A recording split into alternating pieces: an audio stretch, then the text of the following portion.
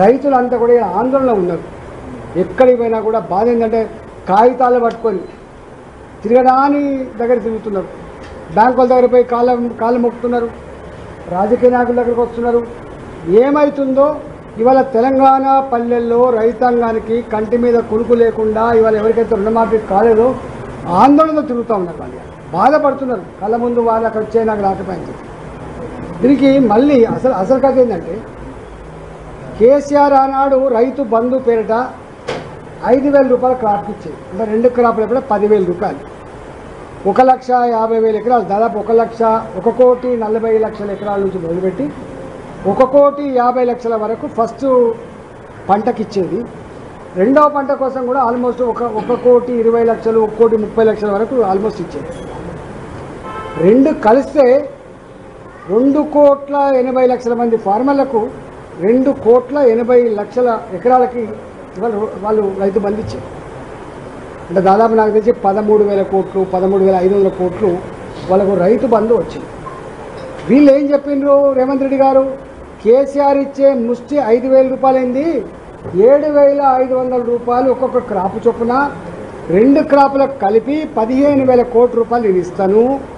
అంతేకాకుండా ఇంకొక అడుగు ముందుకేసి ఇవాళ లీజ్ ఫార్మర్స్ ఎవరైతే ఉన్నారో, కౌలు రైతులు ఎవరైతే ఉన్నారో, కౌలు రైతాంగానికి కూడా ఎకరానికి 12,000 రూపాయలు ఇచ్చే ప్రయత్నం చేస్తాం. దీనికి తోడుగా ప్యాడీ ఒక్కొక్క క్వింటాలకు 500 రూపాయలు మేము వాళ్ళకు బోనస్ ఇస్తామని కూడా చెప్పింది. ఇదంతా నేను చెప్పింది కాదు. వాళ్ళ 6 గ్యారంటీలు, 66 హామీలు, 420 రకాల పనులు, ఇవన్నీ సోనియా గాంధీ గారి సమక్షంలో, రాహుల్ గాంధీ గారి సమక్షంలో, ప్రియాంక గాంధీ గారి సమక్షంలో, యువ పాలసీ కావచ్చు, మహిళా పాలసీ కావచ్చు, రైతు పాలసీ కావచ్చు, విద్యార్థి పాలసీ కావచ్చు, ఇవన్నీ కూడా రిలీజ్ చేసి నేను ఒక్కడే స్టేట్ కలుగుతా ఉన్నా. ఇవాళ పంట జూన్లో వేస్తాం, ఇవాళ వచ్చింది ఆగస్టు మంత్కి వచ్చింది. ఇంతవరకు రైతు బంధు ఇవ్వలేకపోయినావు. నేను అడుగుతా ఉన్నా, రైతు బంధు కూడా వాళ్ళ లెక్క ప్రకారంగా 7,500 రూపాయలు కనుక ఇస్తే ఇవాటికి 10,500 కోట్ల రూపాయలు రైతు బంధు పెట్ట రైతాంగానికి రావాలి. కానీ వీళ్ళు ఇచ్చింది మాత్రం రైతు బంధు ఇవ్వలేదు. కానీ 1,49,000 రూపాయల లోపు రుణమాఫీ, 12,000 కోట్ల 12,095 కోట్ల రూపాయలు అయితే ఇచ్చినామన్నో రైతు బంధుకును దీన్ని సరిపోయింది. అంటే ఈయన ఇచ్చింది ఎక్స్ట్రా 1 రూపాయి కూడా లేదు. దీని మీద చర్చకు వస్తారా కాంగ్రెస్ పార్టీ నాయకులరా అని చెప్పి అడుగుతున్నారు. దీన్ని చర్చకు వస్తారని చెప్పి అడుగుతున్నారు. ఇవాళ ఈ ఇచ్చిన హామీలు అమలు చేసే దమ్ము లేక డైవర్టింగ్ పాలిటిక్స్ చేస్తున్నారు. ఆనాడు అదే డైవర్టింగ్ పాలిటిక్స్ చేసింది, మళ్ళీ ఈయన కూడా అదే డైవర్టింగ్ పాలిటిక్స్ చేస్తున్నారు. ఇవాళ ప్రజలు ఎప్పుడు కూడా మర్చిపోరు. ఇవాళ ఏ గ్రామానికి పోయినా నా 2,500 రూపాయల మా మహిళలకు ఇచ్చే వృత్తి గౌరవ వేతనం ఎప్పుడు వస్తుందని చెప్పి వాళ్ళు ఎదురు చూస్తున్నారు. ఏ గ్రామానికి పోయినా కూడా ఇలా పెన్షన్ పొందే వాళ్ళు 4,000 రూపాయల పెన్షన్ ఎప్పుడు వస్తుందని చెప్పి వాళ్ళు చూస్తున్నారు. ఏ గ్రామానికి పోయినా హ్యాండిక్యాప్డ్ వాళ్ళు 6,000 రూపాయల పెన్షన్ కోసం వాళ్ళు ఎదురు చూస్తున్నారు. ఏ కాలేజీ అమ్మాయిని అడిగినా కూడా నాకు స్కూటీ ఎప్పుడు వస్తుందని చెప్పి వాళ్ళు ఎదురు చూస్తున్నారు. ఇట్లా ఏ హామీలు అయితే ఇచ్చిందో వాళ్ళందరూ కూడా ఎదురు చూస్తున్నారు. వీళ్ళు అనుకుంటున్నట్టుగా మర్చిపోయే ప్రసక్తి లేదు. నీవు పేపర్లను మేనేజ్ చేసి, టీవీలను మేనేజ్ చేసి, ఇలా పతాక శీర్షికలలో తాటికాయలంత అక్షరాలతోటి నువ్వు సంబరాలు జరుపుకున్నటువంటి అవన్నీ కూడా వేస్తే రైతాంగానికి కడుపు నిండట్లేదు.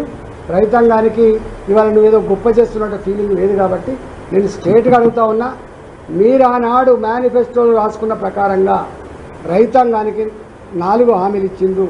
1వ హామీ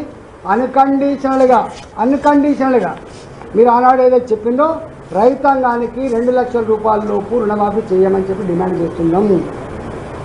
2వ డిమాండ్ చేస్తున్నాం, రైతాంగానికి కౌలు రైతాంగానికి, రైతులకేమో 15,000 రూపాయల ఎకరానికి, కౌలు రైతాంగానికి 12,000 రూపాయలు బేషరతుగా వాళ్ళకు ఈ ఫస్ట్ పంట కింద ఇవ్వాలని చెప్పి డిమాండ్ చేస్తున్నాము. నంబర్ 3 ఇవాళ సన్న వడ్లు, దొడ్డు వడ్లు ఇట్లాంటివి కాకుండా వడ్లకు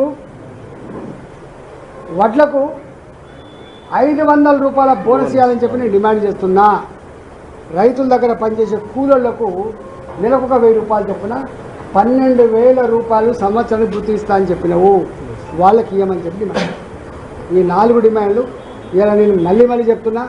మీకు ఆనాడు కేసీఆర్ మీద కసితో, కేసీఆర్ మీద కోపంతో మిమ్మల్ని చూసో మీ గొప్పతనం చూసో ఓట్లేలే, వాడిని ఓడగొట్టాలి కాబట్టి ఓట్లేసింది తప్ప అది మర్చిపోకు. మీరు ఇలా మోసం కనుక చేస్తే నువ్వు ఎంతో దూరం పోవు. ఇవాళ నీకు అధికారం కట్టబెట్టింది 5 ఏళ్ల కోసం. ఇప్పటికే 8 నెలలు గడిచిపోయింది. 8 నెలలు గడిచిపోయింది. ఇంకొక 4 సంవత్సరాలు అనేది మీరు కనుక ఇట్లనే తాత్సారం చేసి, ఇదే మభ్యపెట్టే ప్రయత్నం చేసి, గోల్మాల్ చేసే ప్రయత్నం చేసి రైతుల కళ్ళలో కనుక మట్టి కొడితే తప్పకుండా రైతుల ఆగ్రహానికి గురికాక తప్పదని